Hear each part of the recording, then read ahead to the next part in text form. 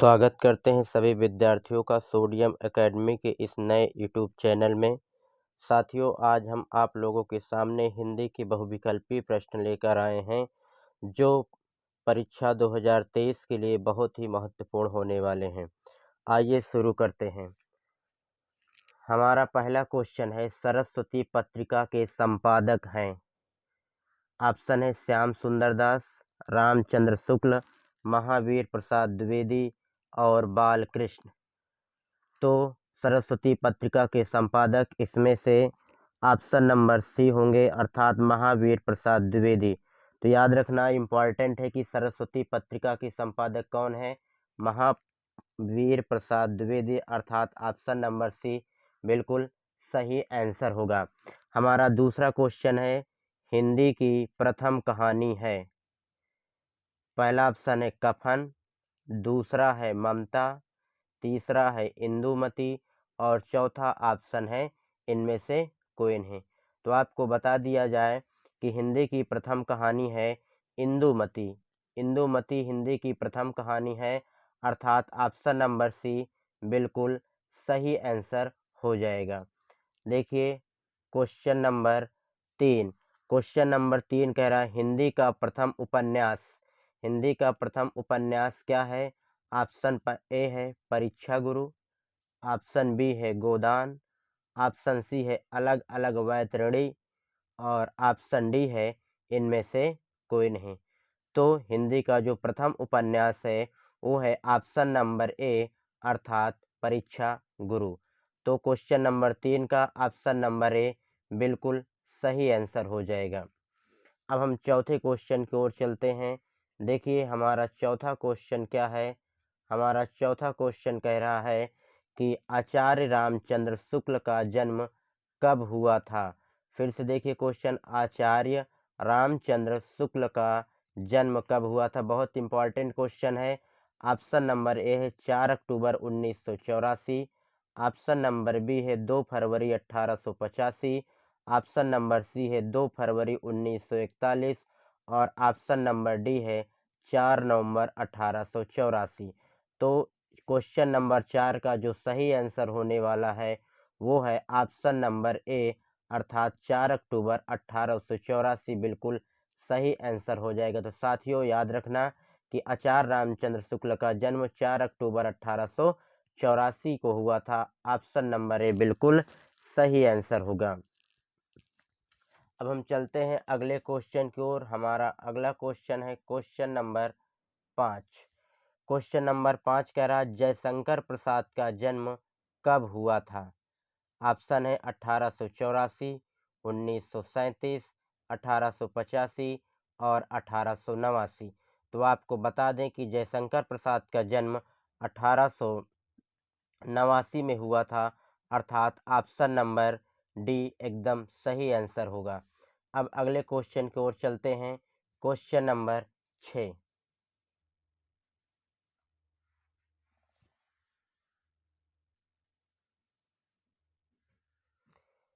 निम्न में जयशंकर प्रसाद का नाटक है। ऑप्शन नंबर ए है एक घूंट, ऑप्शन नंबर बी है तितली, ऑप्शन नंबर सी है झरना, ऑप्शन नंबर डी है आंसू। तो आप लोगों को बता दें कि जयशंकर प्रसाद का नाटक एक घूंट है, अर्थात ऑप्शन नंबर ए बिल्कुल सही आंसर हो जाएगा। अब हमारा अगला क्वेश्चन है क्वेश्चन नंबर 7। अब क्वेश्चन नंबर 7 हमारा क्या कह रहा है, निम्न में से कौन से लेखक भारत के राष्ट्रपति रह चुके हैं। निम्न में से कौन से लेखक भारत के राष्ट्रपति रह चुके हैं। तो आपको बताना है कि इन 4 लेखकों में से ऐसे कौन से लेखक हैं जो भारत के राष्ट्रपति रह चुके हैं। तो ऑप्शन ए है तुलसीदास, ऑप्शन बी है रामचंद्र शुक्ल, ऑप्शन सी है जयशंकर प्रसाद और ऑप्शन नंबर डी है डॉक्टर राजेंद्र प्रसाद।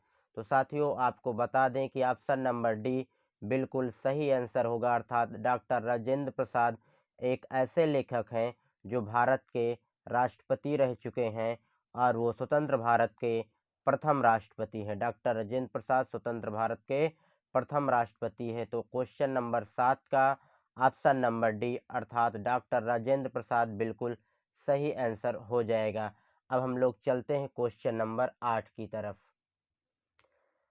अब हमारा अगला क्वेश्चन है, गुनाहों के देवता उपन्यास के लेखक हैं। क्वेश्चन है, गुनाहों के देवता उपन्यास के लेखक हैं। ऑप्शन है धर्मवीर भारती, जयशंकर प्रसाद, आयेग्य, इलाचंद्र जोशी। तो हमारा सही आंसर होगा ऑप्शन नंबर ए अर्थात धर्मवीर भारती। तो क्वेश्चन नंबर 9 का आंसर होगा ए धर्मवीर भारती। हमारा अगला क्वेश्चन है क्वेश्चन नंबर 10, चिंतामणि निबंध संग्रह है। चिंतामणि जो निबंध है वो किसका संग्रह है आपको बताना है। रामचंद्र शुक्ल जी का है कि महावीर प्रसाद द्विवेदी जी का है कि यशपाल जी का है कि जैनेन्द्र जी का है।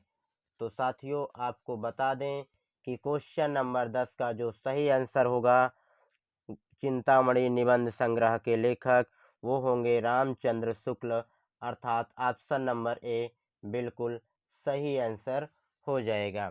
अब हमारा अगला क्वेश्चन है, एक अंक के नाटक को क्या कहा जाता है?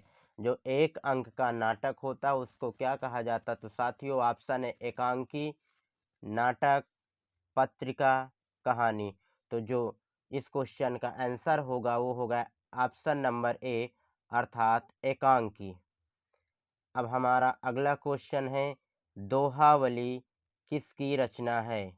दोहावली किसकी रचना है? तो ऑप्शन ए है तुलसीदास, ऑप्शन बी है सूरदास, ऑप्शन सी है कालिदास, ऑप्शन डी है रामदास। तो आपको बताना है कि दोहावली किसकी रचना है।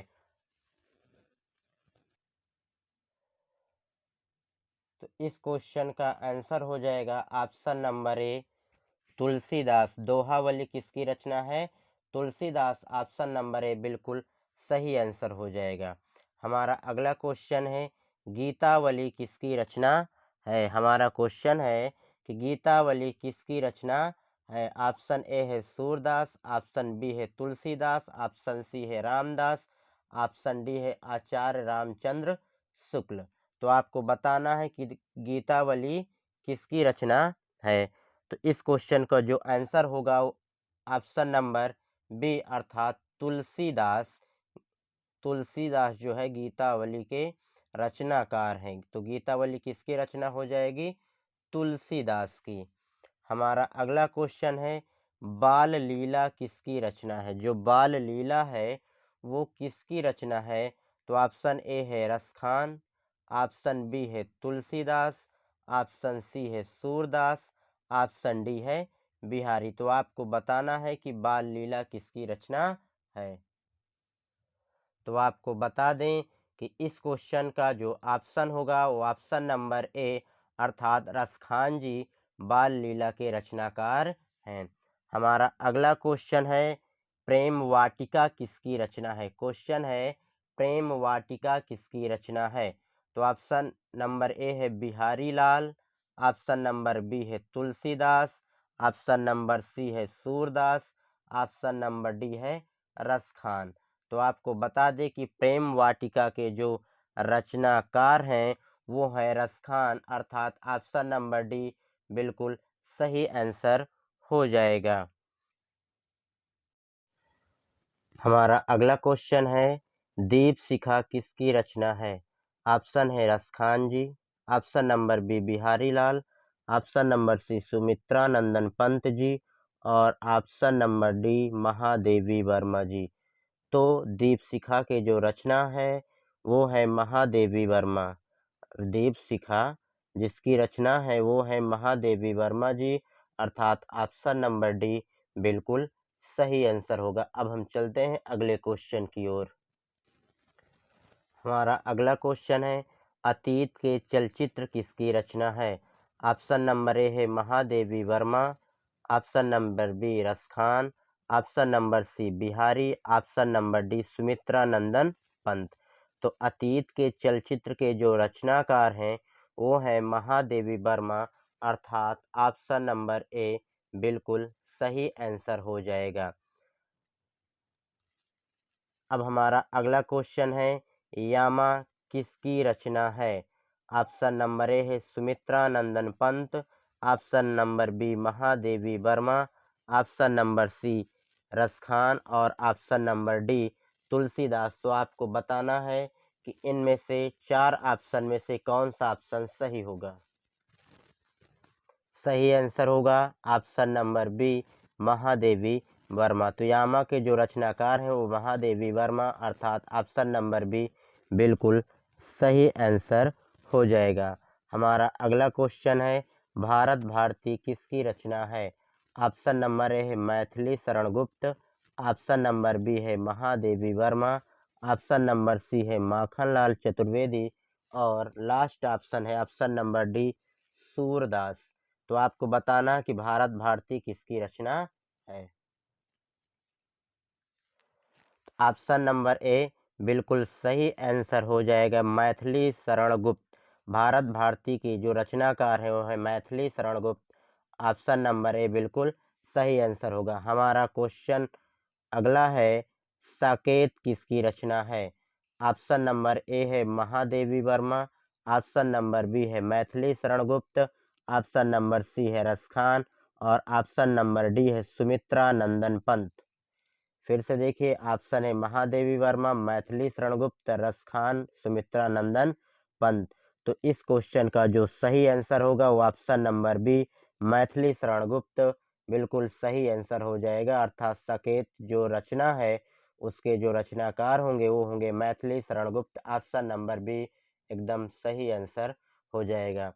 साथियों, यदि आपको वीडियो पसंद आया हो तो कृपया लाइक करें, शेयर करें और सब्सक्राइब करें तथा बेल आइकन को ज़रूर दबाएं ताकि हमारी अगली वीडियो आपके पास सबसे पहले पहुंचे। जय हिंद, जय भारत।